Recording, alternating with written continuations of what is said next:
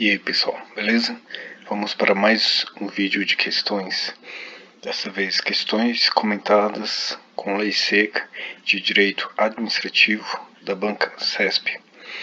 Como vocês bem sabem, é de suma importância a resolução de questões com gabaritos comentados, sobretudo tendo a citação de lei, da lei seca. Com isso, torna-se mais compreensível o estudo da lei seca. Você passa a ter uma compreensão melhor de como estudá-la, para compreendê-la de forma otimizada. Não deve decorá-la, mas memorizar as palavras-chave e fazer a leitura corriqueira dos artigos, incisos, e as palavras-chave farão com que você veja no seu subconsciente o contexto do que foi lido e estudado na questão. Sem mais delongas, vamos lá.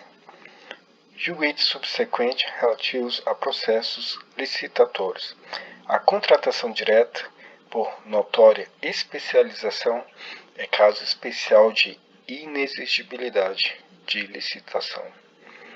Sempre que eu ler a questão, vocês poderão dar pausa no vídeo para lê-la com calma, raciocinar, analisar, ver se está certo ou errada, e se estiver errada, onde está o erro.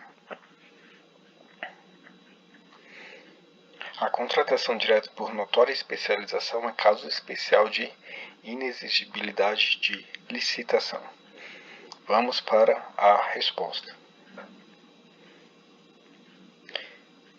questão está correta, conforme o artigo 25, inciso 2 da Lei 8666.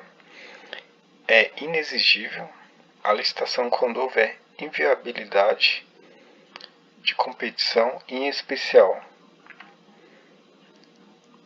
para a contratação de serviços técnicos enumerados no artigo 13 desta lei, de natureza singular, com profissionais ou empresas de notória especialização,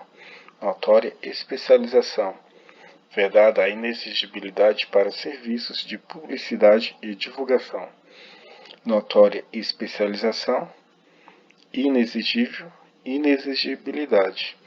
Foi o que eu disse no início do vídeo. Procurar memorizar as palavras-chave, e você vai ler o artigo, inciso, tudo de forma corriqueira, habitual. E memorizando as palavras-chave vai vir no seu subconsciente o contexto da situação. Como esses outros incisos também são importantes, vamos lê-los também. É inexigível para a aquisição, poderia a banca colocar dispensável, é inexigível para a aquisição de materiais, equipamentos ou gêneros que só possam ser fornecidos por produtor, empresa ou representante comercial exclusivo, vedada o que? Preferência de marca. Esse detalhe aqui é muito cobrado em provas também. Memoriza, vedado o que? A preferência de marca. Estamos falando de que? Inexigibilidade. Então memorize os pontos mais importantes. Devendo a comprovação de exclusividade ser feita através de atestado fornecido pelo órgão de registro do comércio do local em que se realizaria a licitação ou a obra ou serviço pelo sindicato, federação, confederação patronal ou ainda entidades equivalentes. Esse detalhe que também já foi cobrado em provas. Então, pelo sindicato, federação, confederação patronal ou ainda pelas entidades equivalentes. Vamos ler o inciso 2 novamente. É inexigível para a contratação de serviços técnicos enumerados no artigo 13 desta lei, de natureza singular, com profissionais ou empresas de notória especialização, vedada a inexigibilidade em relação a quê? Para serviços de publicidade e divulgação. Outro ponto muito importante e cobrado em provas. Vedada a inexigibilidade em relação a quê?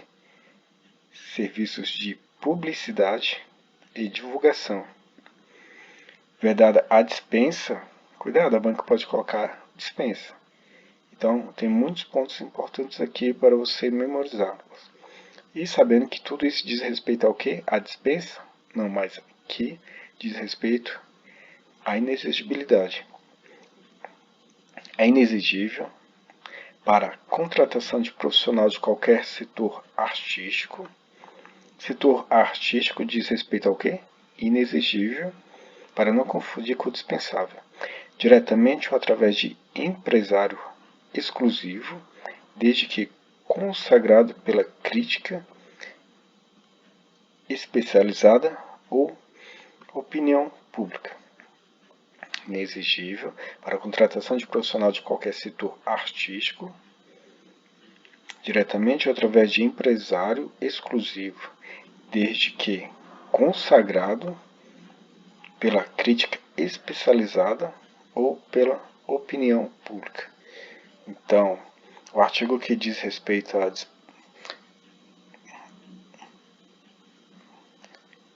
sobre a dispensa de licitação são muitos incisos. Então, primeiro você procura memorizar esse daqui, que são poucos, que diz respeito à inexigibilidade. E caso a banca coloque uma citação dentre vários incisos que diz respeito à dispensa, e não estiver contido aqui, então você vai saber que a questão está errada, mas você tem que ler o artigo que diz respeito à dispensa também. Próximo. Um órgão público pretende realizar processo licitatório para a construção de um posto de saúde comunitário, orçado em 350 mil. O prazo de execução da obra será de 13 meses. Tendo como referência esse caso hipotético, julgo o item a seguir, considerando a legislação aplicável à contratação de obras e serviços de engenharia.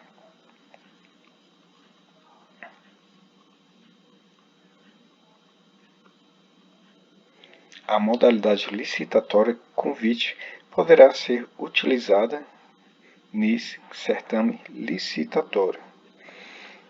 Um órgão público pretende realizar processo licitatório para a construção de um posto de saúde comunitário orçado em 350 mil.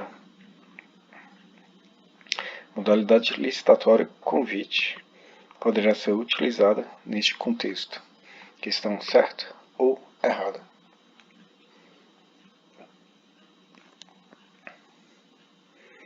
Pode ler com calma, dar pausa se for preciso. Vamos para a resposta. Questão errada.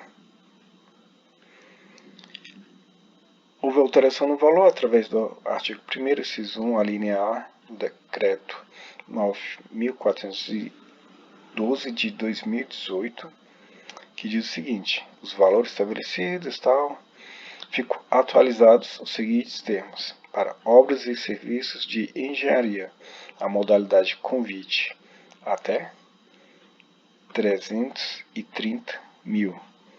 E aqui está quanto? 350 mil. Então, tem que ter muito cuidado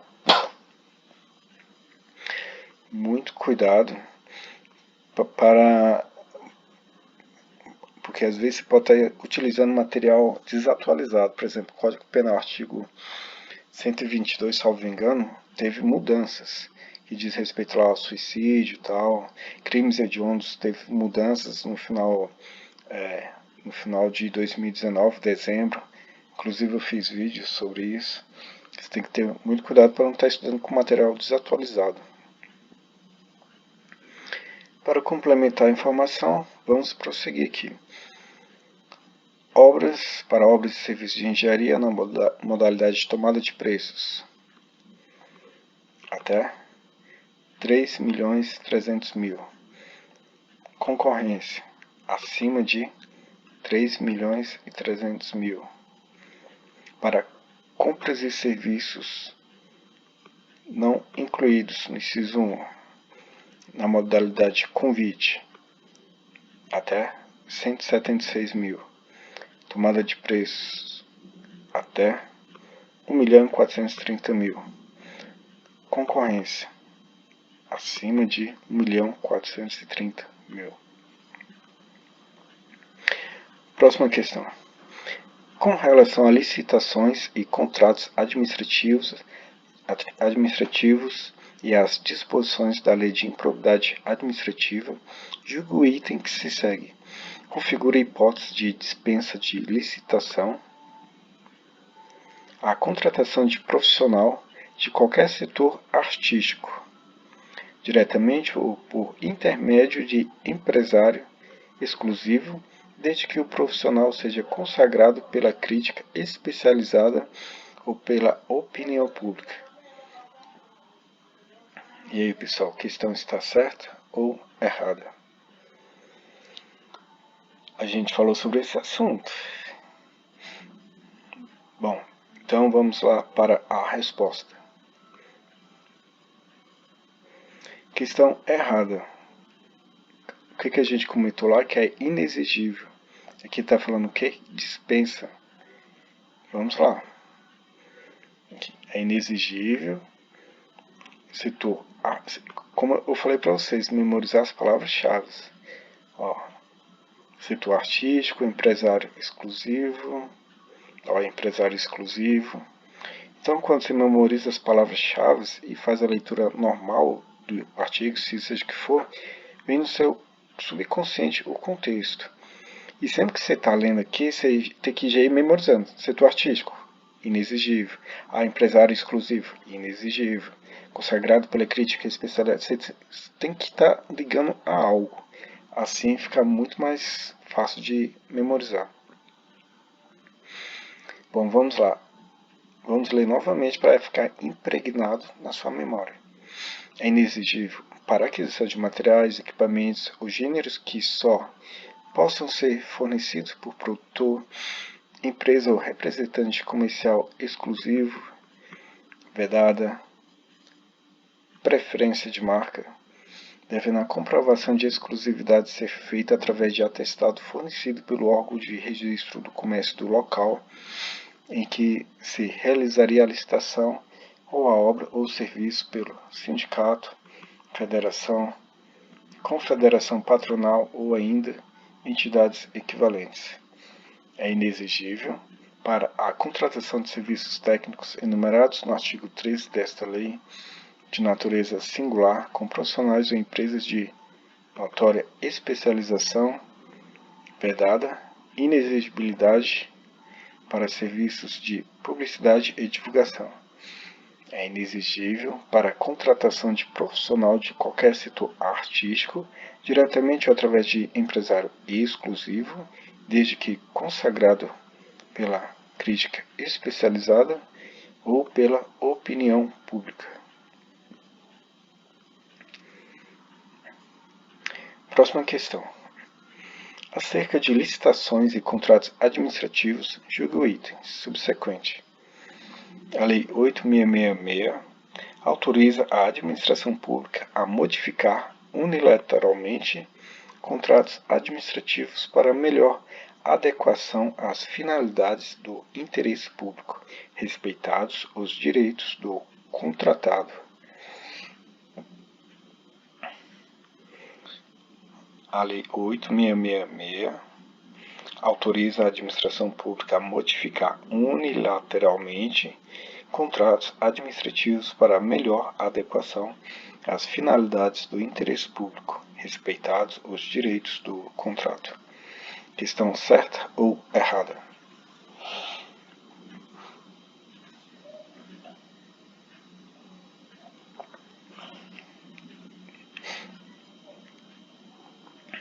Vamos à resposta.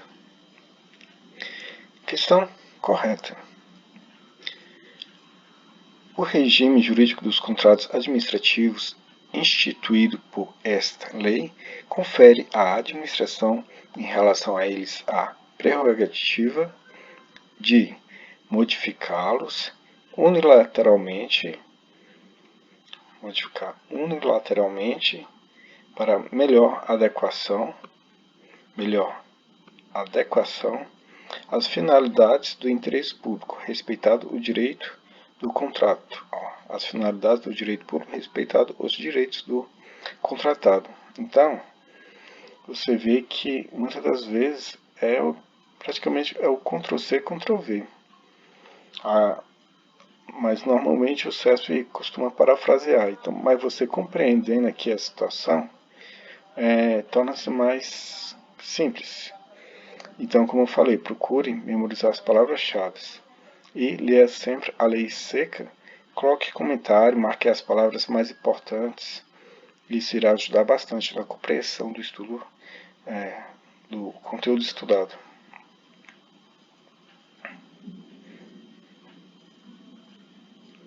Última questão sobre licitação. E aí, as questões são difíceis, mais ou menos, fáceis. Vamos lá.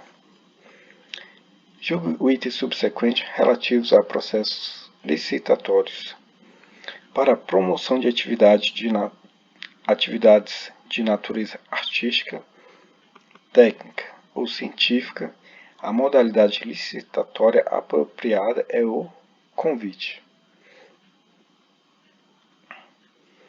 Para a promoção de atividades de natureza artística, técnica ou científica, a modalidade licitatória apropriada é o convite. E aí, questão certa ou errada?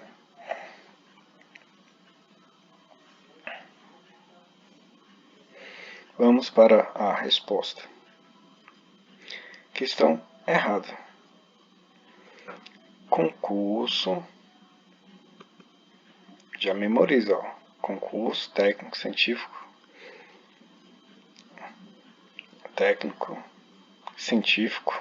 artístico. Convite? Não. Técnico, científico, artístico, concurso. Então, procure as palavras-chave e procure ligá-las a outra, para que você crie um nexo forte. Vamos lá. Concurso. Segundo o artigo 22, parágrafo 3º. É a modalidade de licitação entre quaisquer interessados para a escolha de trabalho técnico, científico ou artístico, mediante a instituição de prêmios ou remuneração aos vencedores, conforme critérios constantes de edital publicado na imprensa oficial com antecedência mínima de 45 dias. Aqui é um ponto que a banca gosta muito de alterar também. Antecedência mínima de 40 dias. Para memorizar isso daqui de forma muito fácil, quando a pessoa é nomeada, toma posse, é nomeada, ela tem quantos dias para tomar posse? Até 30 dias. E quantos dias a partir da posse para entrar em exercício? Ela tem até 15 dias para entrar em exercício. 30 mais 15, 45. Concurso. Então, até 30 dias para tomar posse e até 15 dias para entrar em exercício. Total 45. Então, não tem mais como errar esse detalhe aqui, esse prazo aqui, essa informação aqui. 45, concurso. É só lembrar da posse da entrada em exercício. Cabe salientar que é de suma importância a leitura da lei seca. Abaixo deixarei o artigo e seus derivados que você precisa saber, pois são muito cobrados em provas.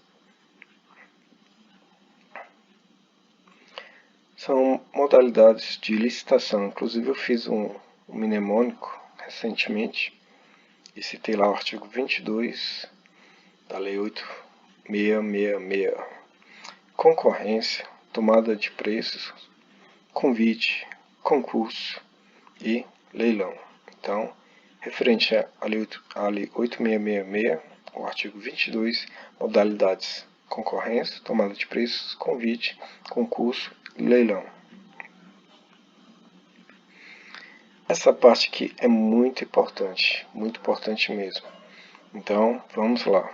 É muito cobrado em provas. Artigo 22 e seus respectivos parágrafos. Concorrência é a modalidade de licitação entre quaisquer interessados que, na fase inicial de habilitação preliminar, comprove possuir os requisitos mínimos de qualificação exigidos no edital para a execução do seu objeto.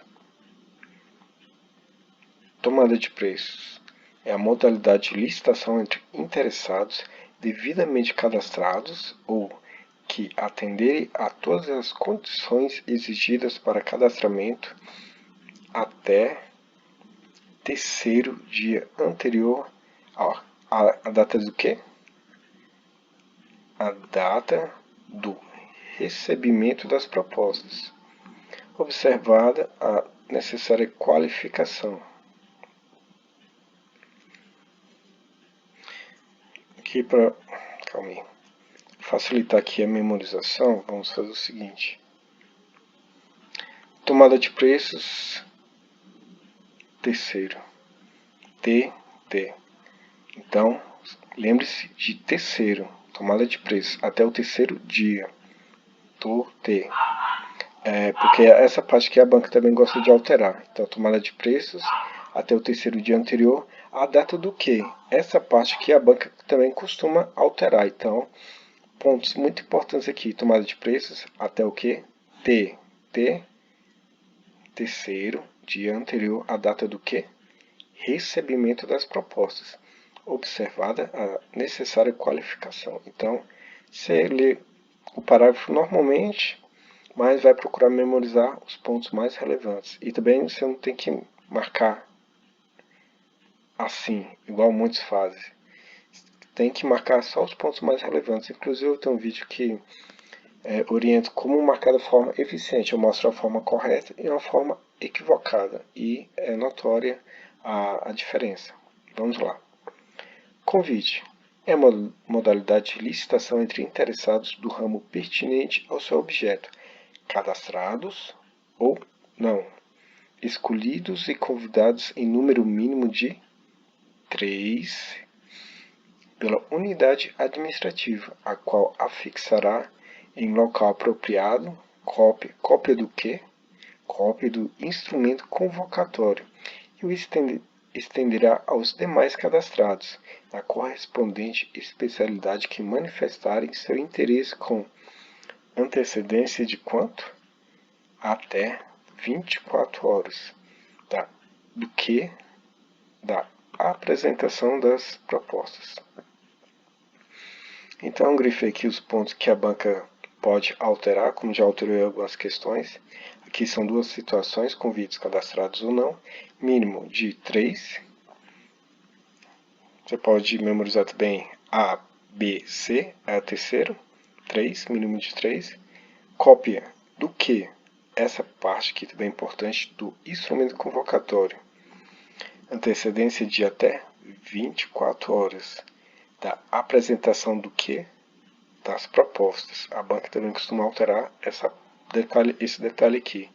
Então aqui, como eu disse, você vai fazer a leitura normal, mas vai procurar memorizar os pontos mais importantes.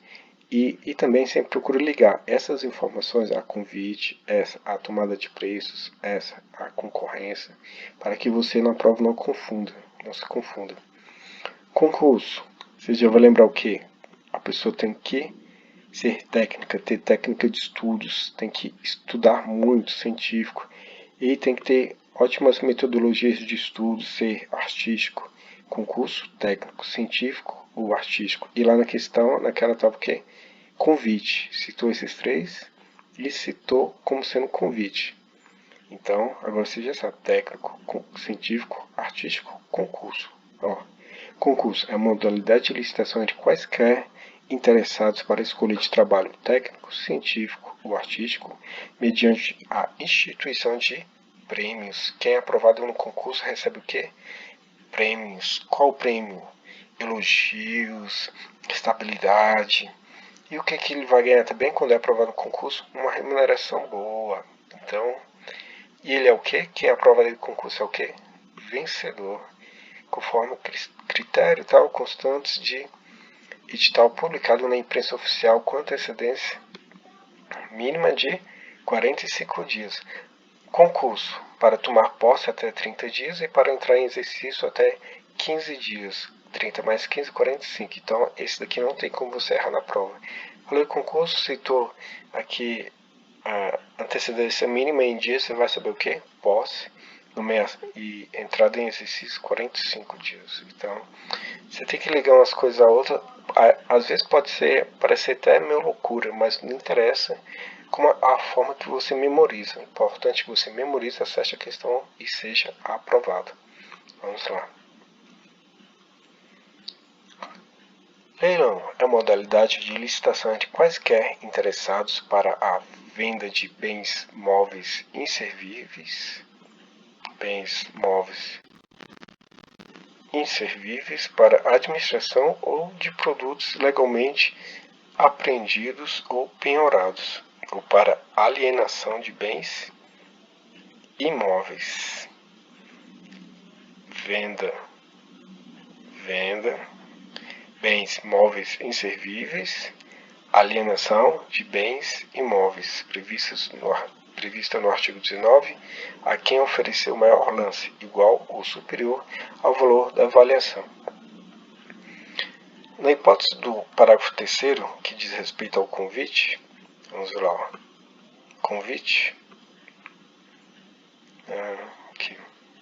Convite, existindo na praça mais de quantos? Mais de três possíveis interessados, a cada novo convite realizado para objeto idêntico ou assemelhado, é facultado? Não, é obrigatório o convite a, no mínimo, mais um interessado, enquanto existirem cadastrados não convidados nas últimas licitações. Referente a convite, existindo na praça mais de 3 possíveis interessados, a cada novo convite realizado para objeto idêntico ou assemelhado, é facultativo? Não, mas é obrigatório o convite a, no mínimo, mais um interessado, enquanto existirem cadastrados não convidados nas últimas licitações, que também costuma ser cobrado em prova, então fique esperto. Na verdade, tudo isso aqui é cobrado em provas. Quando, por limitação do mercado ou manifesto desinteresse dos convidados, for impossível a obtenção do número mínimo de licitantes exigidos no parágrafo 3º, convite, essas circunstâncias deverão ser devidamente justificadas no processo, sob pena de repetição do convite. Esse detalhe aqui também já foi cobrado em prova. Referente ao convite, voltando, quando por limitações do mercado ou manifesto desinteresse dos convidados for impossível a obtenção do número mínimo de licitantes exigidos referente ao convite, essas circunstâncias deverão ser devidamente justificadas no processo sob pena de quê? Repetição do convite. A banca já alterou isso daqui e colocou outra coisa. Então, marque aí no material. É vedada a criação de outras modalidades de licitação ou a combinação das referidas neste artigo. Já caíram questões do jeitinho que está aqui, Ctrl+C, Ctrl+V, então não erre essa questão. Vedada, criação, outras modalidades ou combinação. Vedada, criação, outras modalidades ou combinação. Memorize assim, que se cair na prova você não vai errar essa questão. Esse item. Na hipótese do parágrafo 2º deste artigo, parágrafo 2º, tomada de preços.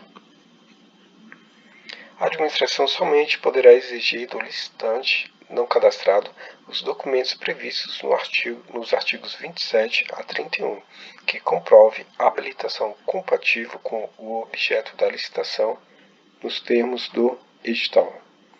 Então, terminamos aqui a parte de Lei 8666. Agora vamos para a Lei 8.429, que costuma ser também cobrado em provas. Mas antes, vamos fazer o seguinte. Nessa lei tem uns artigos que são muito importantes, que são cobrados em provas. Então vamos fazer a leitura deles antes de começarmos as questões. Artigo 1º da lei. Agora vamos tratar da lei 8.429. Os atos de improbidade praticados por qualquer agente público, servidor ou não, contra a administração direta, indireta ou fundacional de qualquer dos poderes da União, dos Estados, do DF, dos municípios, de território, de empresa incorporada ao patrimônio público ou de entidade para cuja criação ou custeio o erário haja concorrido ou concorra com mais de 50% do patrimônio ou da receita anual, serão punidos na forma desta lei. Reputa-se agente público, para os efeitos desta lei, todo aquele que exerce, ainda que transitoriamente ou sem remuneração, por eleição, nomeação, designação, contratação ou qualquer outra forma de investidura ou vínculo, mandato, cargo, emprego, função das entidades mencionadas no artigo anterior. Informação muito importante. Memorize. Atos de improbidade administrativa que dizem respeito ao enriquecimento ilícito. Artigo 9º. Constitui ato de improbidade administrativa importando enriquecimento ilícito ao ferir, ou seja, obter qualquer tipo de vantagem patrimonial indevida em razão do exercício do cargo, mandato, função, emprego ou atividade nas entidades mencionadas no artigo 1º desta lei, notadamente tal. Agora, aqui é sobre enriquecimento ilícito. Agora, atos de improbidade administrativa que causam prejuízo ao erário. Eu estou citando aqui só os artigos mais importantes. Constitui ato de improbidade administrativa que causa lesão ao erário qualquer ação ou omissão dolosa ou culposa. Aqui é a única situação que cabe a situação culposa, então fique esperto. Que enseje perda patrimonial, desvio, apropriação, malbaratamento ou dilapidação dos bens ou haveres das entidades referidos no artigo 1º desta lei. Este é o único dos 3 artigos, 9º, 10 e 11, esqueci de colocar 9º, que tem culpa, a modalidade culposa. Artigo 10. Olha o que eu coloquei aqui, e já foi cobrado em provas. Este é o único dos 3 artigos, qual o 9º trata do enriquecimento ilícito, o 10 do prejuízo ao erário e o 11 princípios da administração pública. Então esse daqui é o único que tem a modalidade culposa, os outros também têm dolosa. Então fique esperto. Já ligue essas palavras a qual tipo, prejuízo ao erário, pois a banca pode informar que diz respeito ao enriquecimento ilícito. A banca gosta de misturar todos esses daqui, então procure memorizar para não errar. Dos atos de improbidade administrativa que atentam contra os princípios da administração pública. Constitui ato de improbidade administrativa que atenta contra os princípios da administração pública qualquer ação ou omissão que viole os deveres de honestidade, imparcialidade, legalidade, lealdade às instituições e notadamente, enfim. Então, esses artigos são muito importantes. Claro que você vai ler os outros também, mas esses daqui são muito importantes.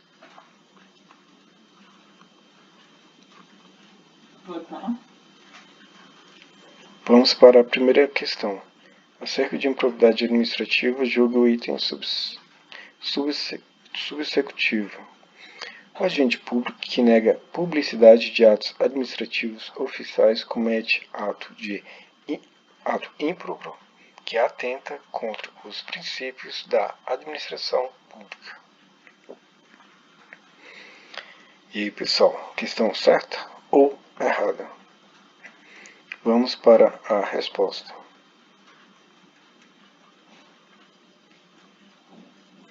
Questão correta. De acordo com o artigo 11, inciso 4.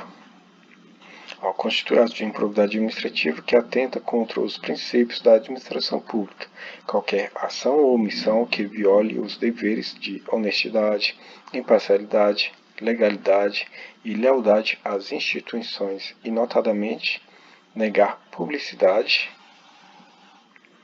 aos atos oficiais. Então, constitui improbidade administrativa. Ato ímprobo contra os princípios da administração. Então, a questão está correta.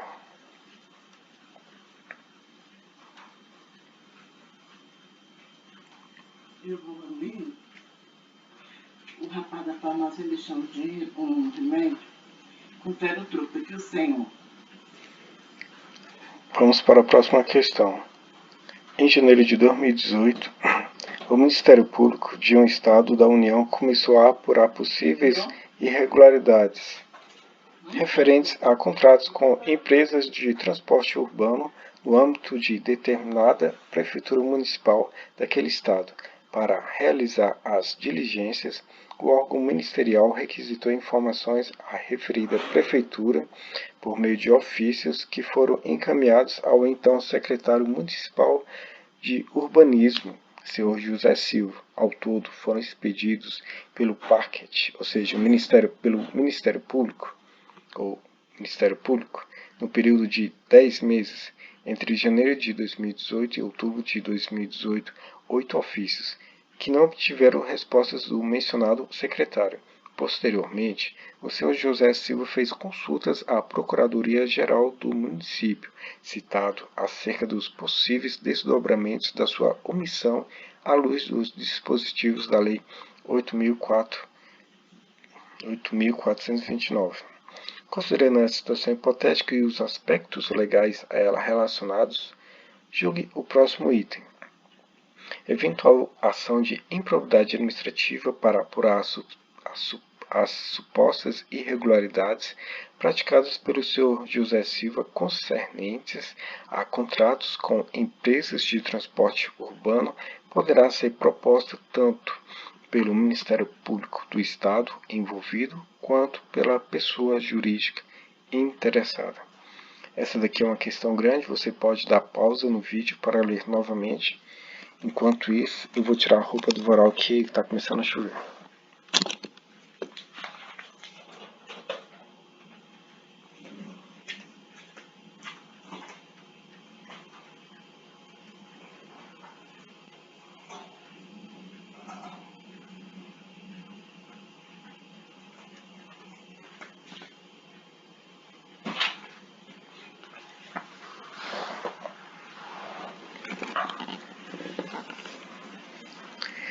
Então vamos à resposta.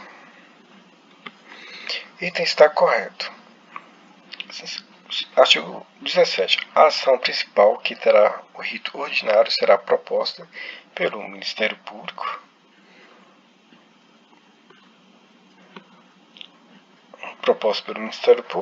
ou pessoa jurídica interessada.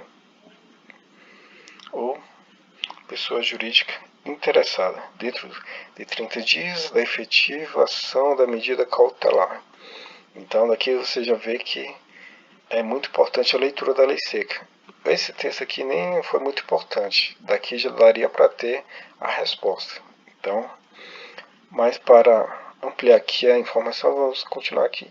Para ampliar a informação no que tange ao assunto em tela, vejamos também o artigo 14 desta lei, a saber: qualquer pessoa poderá representar a autoridade administrativa competente para que seja instaurada investigação destinada a apurar a prática de ato de improbidade. É só a nível de conhecimento e expansão do conhecimento.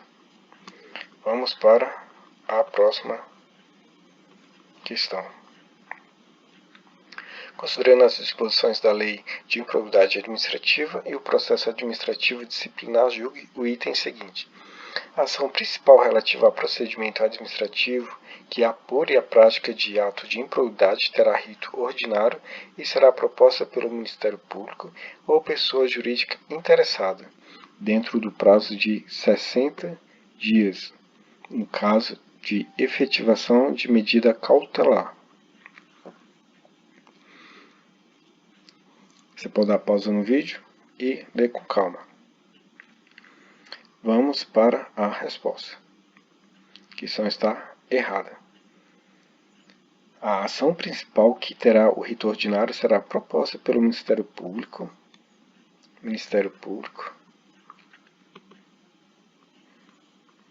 ou pessoa jurídica interessada. Até aqui está certo. Dentro de 30 dias. E aqui está quanto? 60 dias. Então, aqui o artigo 17, caput.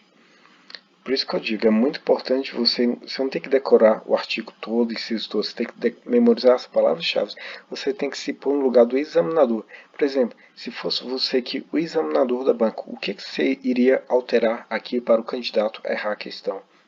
Muitos já iria alterar aqui, pois é muito simples de confundir o candidato, é mais difícil para ele memorizar os dias, mas sempre tem que ligar uma coisa a outra, ele criar uma situação, uma ideia, ainda que seja maluca, mas o importante é você memorizar e acertar a questão da prova, questão em prova. O Ministério Público e Pessoa Jurídica, então, leitura da lei seca também, muito importante. Acerca da responsabilização pela prática de ato de improbidade administrativa, julgo o item a seguir à luz da Lei 8.429. Os sucessores de agente público falecido que, em vida, praticou ato de improbidade administrativa que importou lesão ao patrimônio público, terão obrigação de ressarcir o dano apurado até o limite do valor da herança. E aí, pessoal, pensem um pouquinho enquanto vou pegar um pouco de água.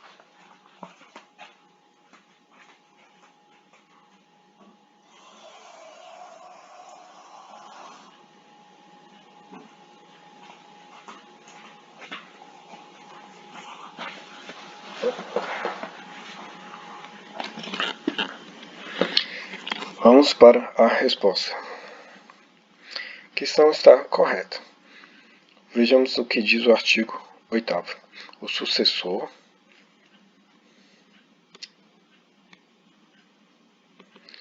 daquele que causar lesão do agente público falecido que praticou ato de improbidade administrativa, tal, importuno lesão ao patrimônio público, sucessor daquele que causar lesão ao patrimônio público ou se enriquecer ilicitamente, está sujeito às combinações desta lei até limite do valor da herança. Então, está de acordo com a questão. Então, memorizar as palavras-chave que ajudam a acertar a questão. Importou, lesão, patrimônio público, agente público falecido, tal.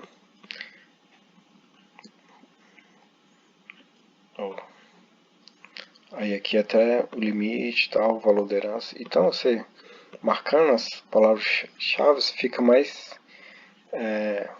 menos difícil de acertar as questões. Você acaba lembrando no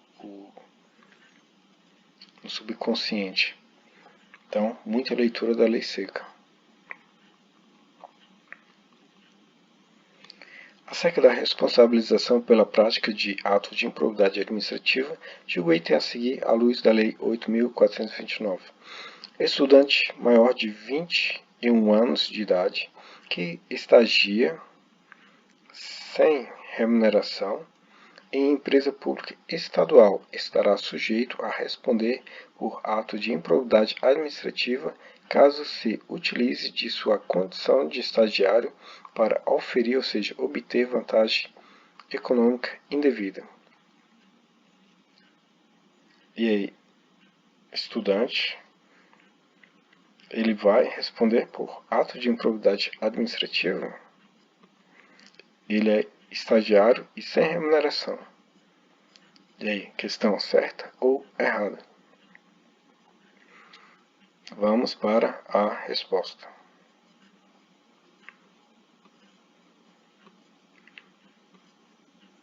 Correta. A questão está conforme informativo 568 do STJ, combinado com o artigo 2º da Lei 8.429.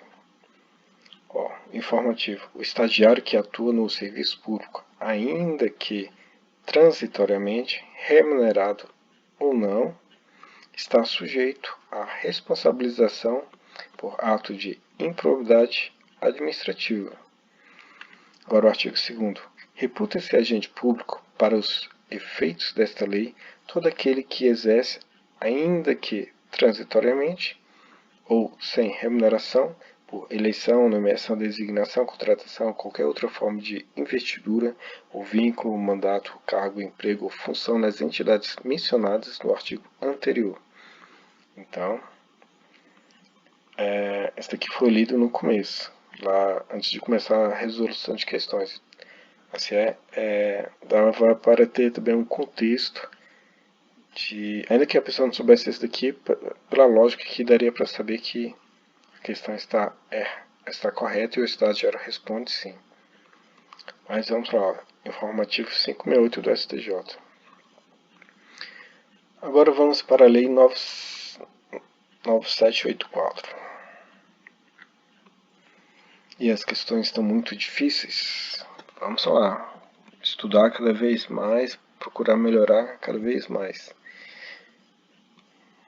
Considerando que, tendo detectado, agora é a Lei 9784, considerando que, tendo detectado risco iminente de prejuízo em decorrência de suspeita de vício na concessão de verba de natureza alimentar a determinado administrado, a administração determine a suspensão de seu pagamento. Julgue o próximo item à luz do disposto da Lei 9784. É legal a suspensão do pagamento se o administrado tiver sido previamente notificado para se manifestar. Então, dê uma pausa no vídeo, leia com calma, sem pressa e vamos lá. Vamos para a resposta. Está errado. Olha o que diz o artigo 45. Em caso de risco iminente, a administração pública poderá motivadamente adotar providências acauteladoras sem prévia manifestação do interessado. E aqui diz o que? Se o administrado tiver sido previamente notificado para se manifestar. Então, esse se aqui tornou a questão errada, que é uma condicional, ou seja, apenas se o administrado tiver sido previamente notificado. E aqui, mesmo que ele não seja previamente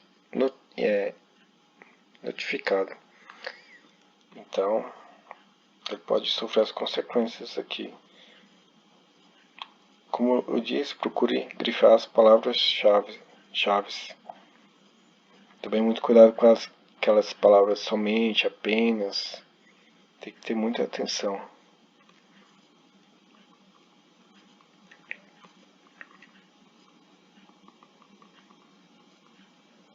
Próxima questão. A respeito de improbidade administrativa, processo administrativo e organização administrativa, diga o item seguinte. Caso o administrado não atenda à intimação em processo administrativo, incidirá o ônus de reconhecimento da verdade dos fatos alegados. E aí, questão certa ou errada?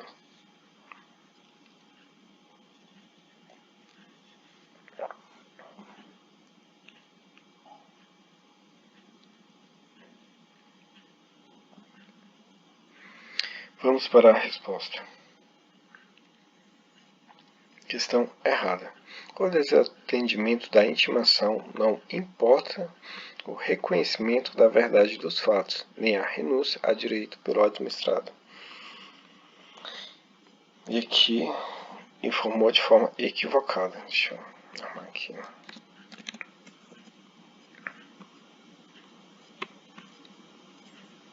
Caso o administrado não atenda à administração em processo administrativo, incidirá o ônus de obrigação de reconhecimento da verdade dos fatos. Não importa o reconhecimento da verdade dos fatos. Então, fique esperto. Ante o exposto, percebe-se a importância tal de estudar a lei seca. Então, memorize as palavras-chave e sempre leia, releia, leia novamente sempre a lei seca, marcando apenas as palavras-chave.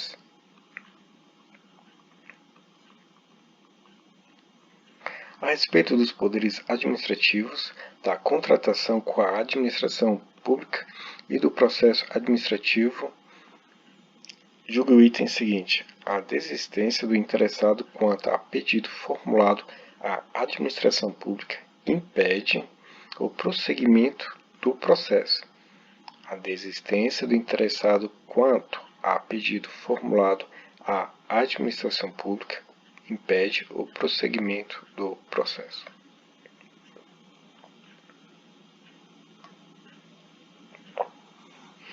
Questão certa ou errada?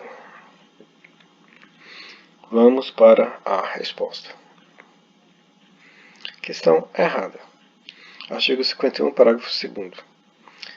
O interessado poderá, mediante a manifestação escrita, desistir total ou parcialmente do pedido formulado ou, ainda, renunciar a direitos disponíveis. A desistência ou renúncia do interessado, conforme o caso, não prejudica o prosseguimento do processo, se a administração considerar que o interessado público, o interesse público assim o exige. Aqui colocou o quê? A desistência do interessado quanto a pedido formulado à administração pública. A desistência do interessado impede o prosseguimento do processo e não impede o prosseguimento do processo. Então, aqui está parafraseado, a questão aqui está errada. Então, por isso que não tem que decorar, mas memorize. Às vezes o CESP costuma parafrasear, ou seja, falar a mesma coisa através de palavras ou através de outras palavras. Tente compreender o que você está estudando, está lendo. Acerca do processo administrativo e da improbidade administrativa, julgo o item que se segue. Em regra, os recursos administrativos, quando interpostos pelos interessados, têm efeito suspensivo. Em regra, os recursos administrativos, quando interpostos pelos interessados, têm efeito suspensivo. E aí, questão certa ou errada? Vamos para a resposta. Lembrando que você pode dar pausa no vídeo para ler com mais calma e raciocinar um pouco mais.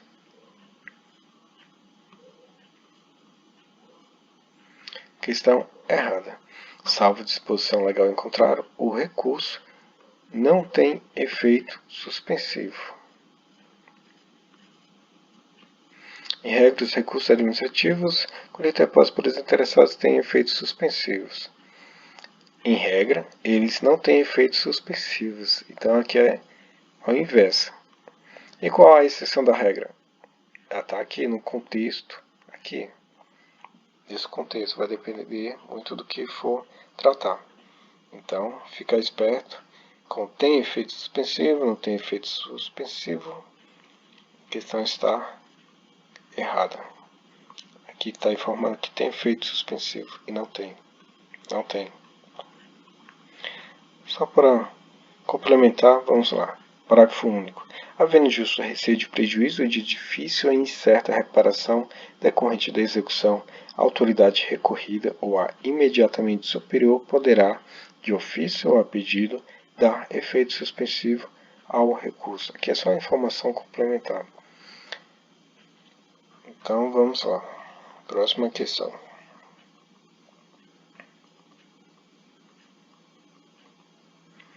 Considerando as disposições da Lei 9784, que regulamentam o processo administrativo no âmbito da Administração Pública Federal e da Lei 866 666, quando sai, julga o item a seguir. É porque às vezes parece que eu vou falar um monte de 666, mas não para mais. Caso não haja impedimento legal, o órgão administrativo poderá delegar parte de sua competência a outros órgãos, ainda que estes não lhe sejam hierarquicamente subordinados, quando tal procedimento for conveniente em razão de circunstância de natureza social. Poderá delegar parte de sua competência. Caso não haja impedimento legal, um órgão administrativo poderá delegar parte de sua competência a outros órgãos, ainda que estes não lhe sejam hierarquicamente subordinados. O tal procedimento for conveniente em razão de circunstâncias de natureza social. Ainda aqui, para dar uma dica para vocês, eu grifei aqui os pontos-chave. Então, e aí, a questão está certa ou errada? Vamos para a resposta. A questão está correta. Artigo 12. O órgão administrativo e seu titular poderão,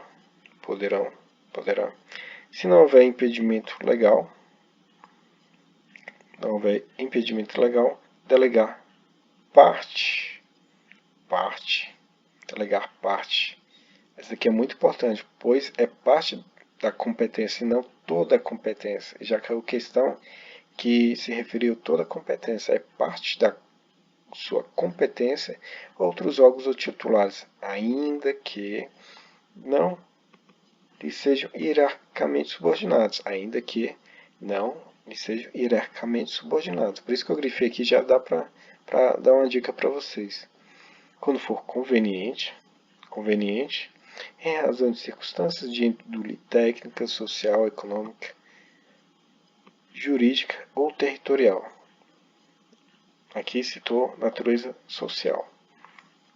E por que está certo e não citou os outros? Porque aqui não citou apenas natureza social ou somente natureza social. Citou natureza social. Então não tem nenhum problema de não ter citado esses outros itens. Então a questão está correta de acordo com o artigo 12. Vamos prosseguir. Agora, Lei 8.112.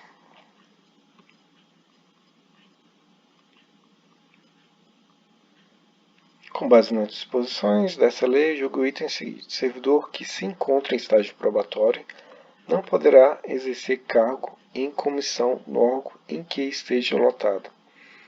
Servidor,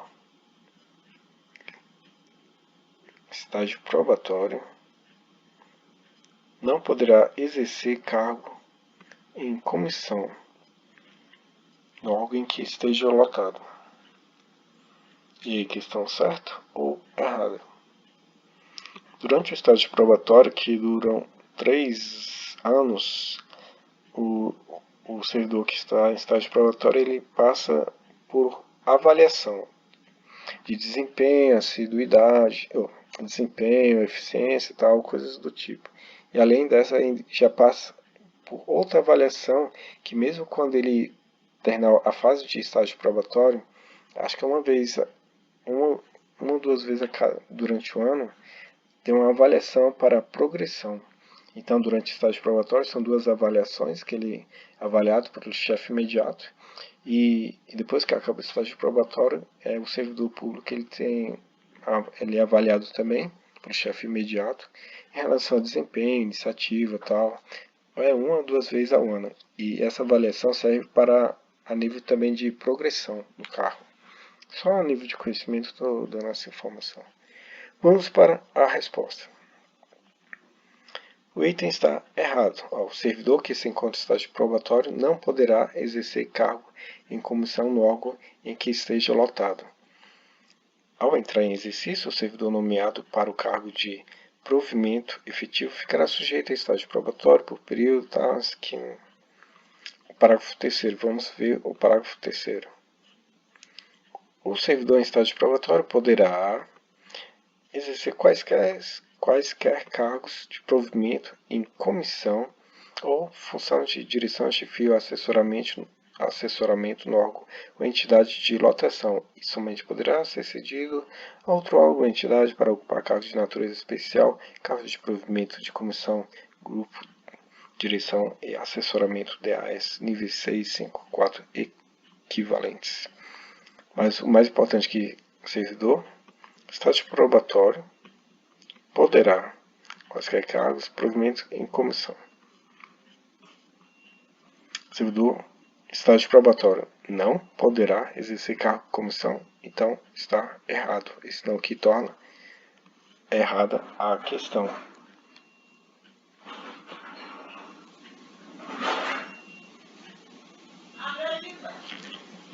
Então, eu vou deixar aqui para vocês irem lendo.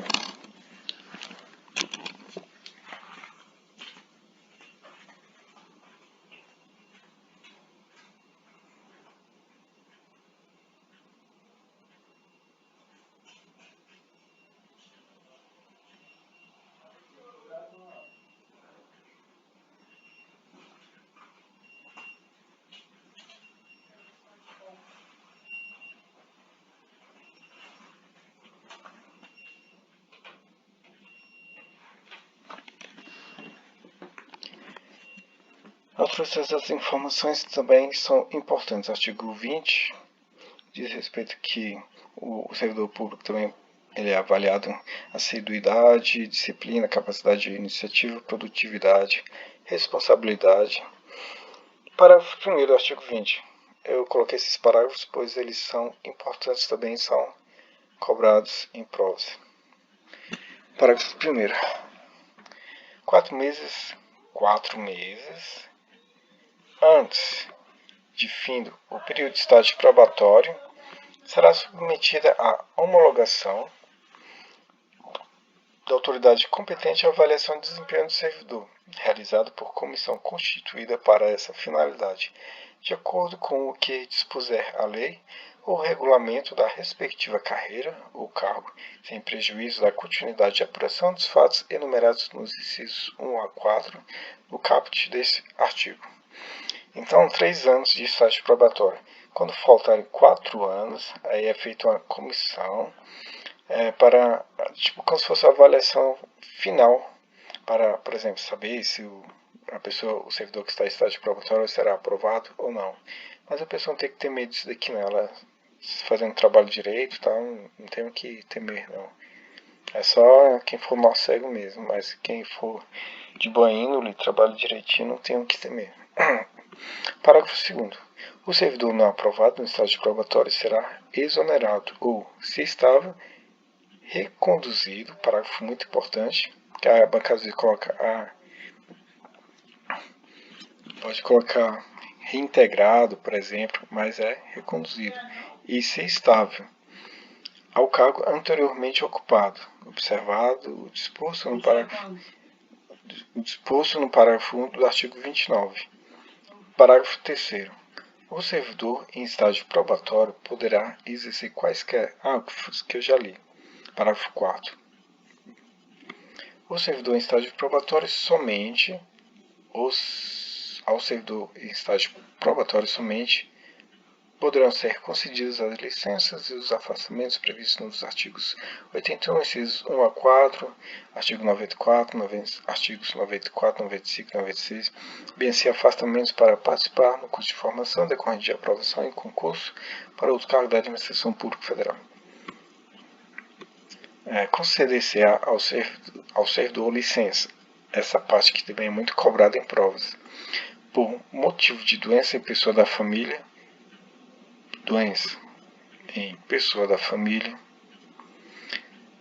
afastamento do cônjuge ou companheiro para o serviço militar, para atividade política. Artigo 94. Ao servidor investido em mandato eletivo, eu estou trazendo os artigos que são muito cobrados em provas, por isso que estou complementando aqui. Aplicam as seguintes disposições: servidor investido em mandato eletivo, tratando-se de mandato federal, estadual, distrital, o municipal, você está vendo municipal aqui? Então, a banca pode colocar municipal, se atente. Nesse caso aqui, federal, estadual ou distrital, ficará afastado do cargo. Investido no mandato de prefeito, será afastado do cargo, sendo-lhe facultado optar por sua remuneração. Investido no cargo de vereador, havendo compatibilidade de horário, perceberá, ou seja, receberá vantagens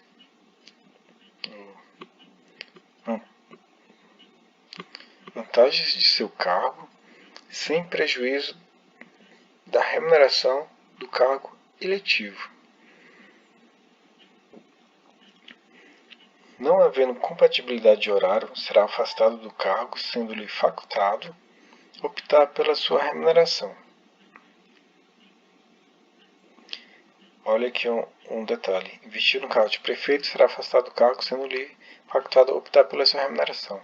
No caso do vereador, perceberá as vantagens de seu cargo, assim como a remuneração do cargo efetivo, havendo compatibilidade de horário, ou seja, receberá essas duas situações.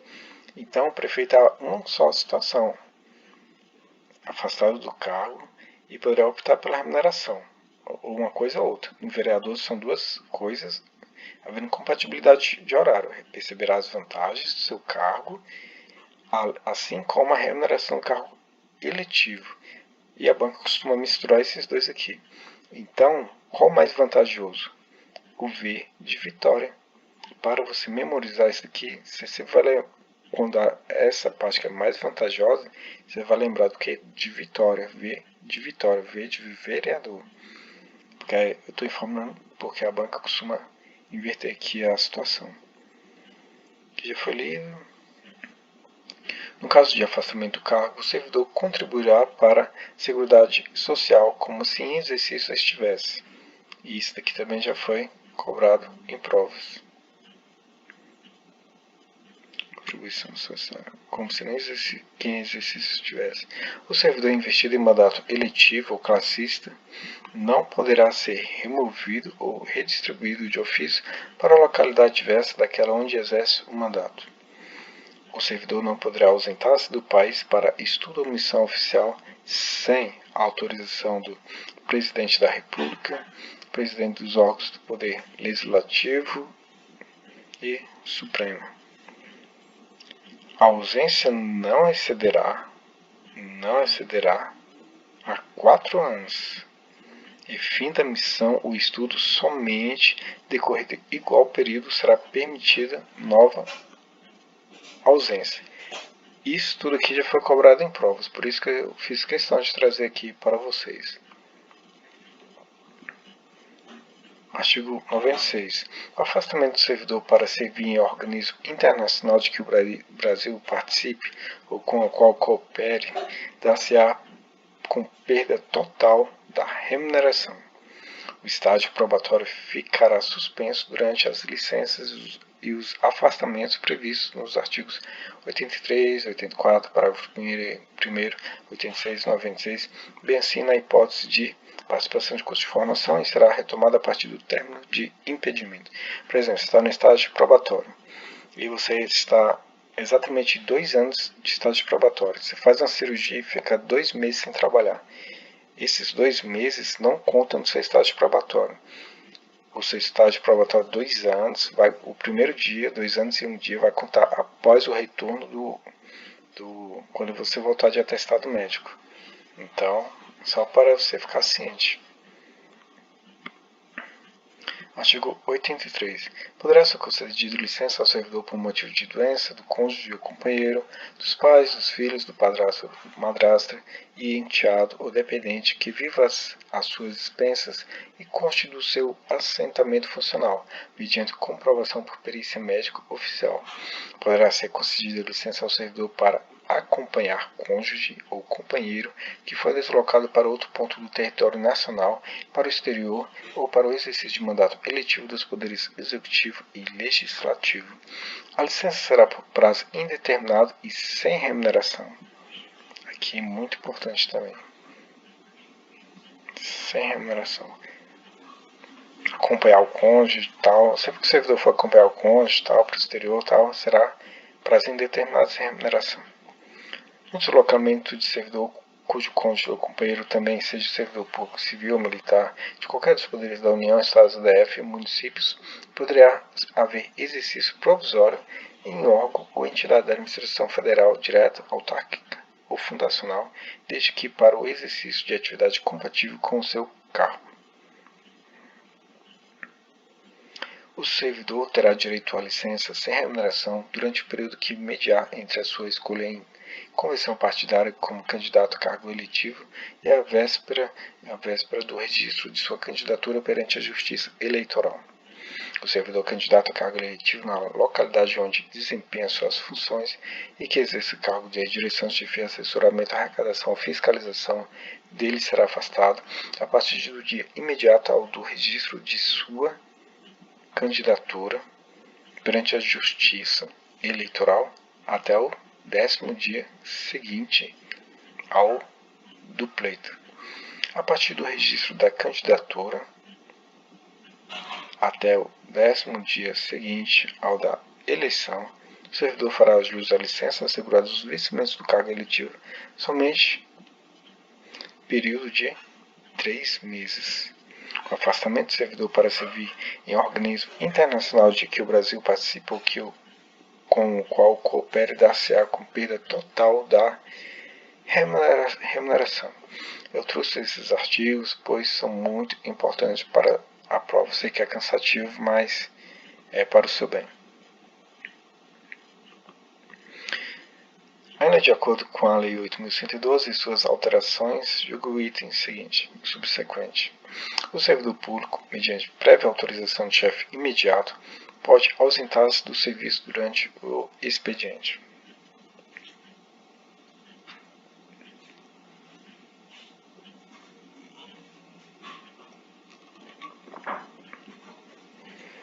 Vamos para a resposta. Resposta correta. Artigo 117, inciso 1. Ao servidor é proibido ausentar-se do serviço durante expedientes sem prévia autorização do chefe imediato. Mas, havendo prévia autorização do chefe imediato, pode ausentar-se do serviço durante o expediente. Ou seja, aqui está invertido em relação aqui. É proibido se ausentar-se sem autorização, mas havendo autorização é permitido. Então, é só você sacar aqui a situação. Ainda que, de acordo com a Lei 8.112 e suas alterações, julgue o item subsequente. É vedada a acumulação remunerada de cargos públicos, salvo os casos previstos na Constituição, condicionados à comprovação de compatibilidade de horários. E aí, questão certa ou errada? Vamos para a resposta. Questão correta. Artigo 118, caput. Ressalvados os casos previstos na Constituição, é vedada a acumulação remunerada de cargos públicos. Então, é vedada a acumulação remunerada de cargos públicos, salvo situações previstas na Constituição, havendo compatibilidade de horários. Ressalvados os casos previstos na Constituição, é vedada a acumulação. Então, esses aqui é a regra, aqui é a exceção. A exceção diz respeito quando há compatibilidade de horário e tal, e citam esses cargos aqui. Vamos lá. Artigo 37 da Constituição. A administração pública direta e indireta de qualquer dos poderes da União, Estados, DF, municípios obedecerá aos princípios da legalidade, impessoalidade, moralidade, publicidade e eficiência e também ao seguinte, inciso 16. É vedada a acumulação remunerada de cargos públicos, exceto quando houver compatibilidade de horários, observado em qualquer caso disposto no inciso 11. 2 cargos de professor, um cargo de professor com outro técnico ou científico, 2 cargos ou empregos privativos de profissionais da saúde com profissões regulamentadas. Então, é isso aí. Penúltima questão. Considerando o entendimento do STJ acerca do procedimento administrativo, da responsabilidade funcional dos servidores públicos e da improbidade administrativa, julgo o seguinte item. É possível a instauração de processo administrativo disciplinar com base em denúncia anônima. É possível a instauração de processo administrativo disciplinar com base em denúncia anônima. Questão certa ou errada?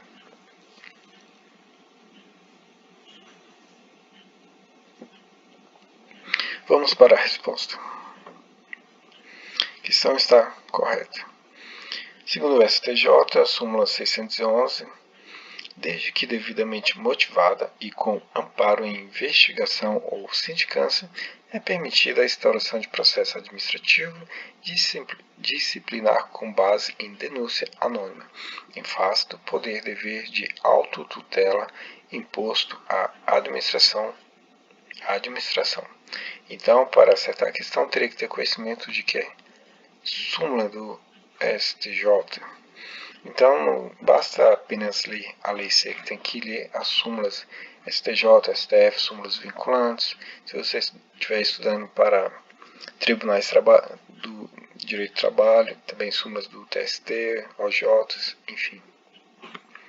Última questão. Julgo o seguinte item de acordo com as disposições constitucionais e legais acerca dos agentes públicos. A reversão constitui a reinvestidura do servidor estável no cargo anteriormente ocupado e ocorre quando é invalidada a demissão do servidor por decisão judicial ou administrativa. Nesse caso, o servidor deve ser ressarcido de todas as vantagens que deixou de perceber durante o período demissório. E aí, questão certa ou errada? Esta salada de fruta está certa ou errada? Vamos para a resposta. Questão óbvio que está errada. Revestidura não diz respeito à reversão. Reversão é o retorno à atividade do servidor aposentado. Memorize, reversão, aposentado. Só para complementar. Reversão, retorno do servidor aposentado por invalidez, quando junta médica oficial declara insubsistentes os motivos da aposentadoria. Reversão, interesse da administração desde que tenha solicitado a revisão, a aposentadoria tenha sido voluntária, se era estável quando estava em atividade, revisão, caso a aposentadoria tenha ocorrido 5 anos anteriores à solicitação, 5 anos, e haja cargo vago. Então, requisitos da reversão. Agora vamos para a reintegração. Reintegração é reinvestidura, reintegração. Servidor estável, no cargo anteriormente ocupado, ou no cargo resultante de sua transformação, quando invalidada, demissão, decisão administrativa ou judicial, com ressarcimento, todas as vantagens. Reintegração, reinvestidura, estável, invalidada, demissão, administrativa ou judicial, ressarcimento, todas as vantagens. As palavras-chave para você memorizar. Na hipótese do cargo ter sido extinto, o servidor ficará à disponibilidade observado o disposto nos artigos 30 e 31. Encontrando-se provido o cargo, o seu eventual ocupante será reconduzido ao cargo de origem, sem direito à indenização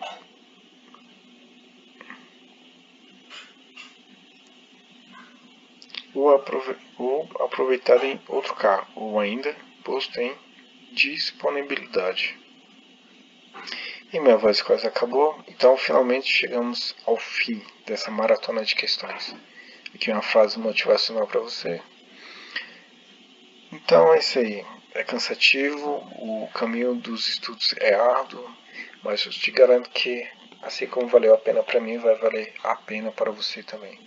Então é isso aí, pessoal, perseverem, bons estudos, deixe o seu like, se inscreva no canal, ative o sininho para receber as notificações, bons estudos e fui!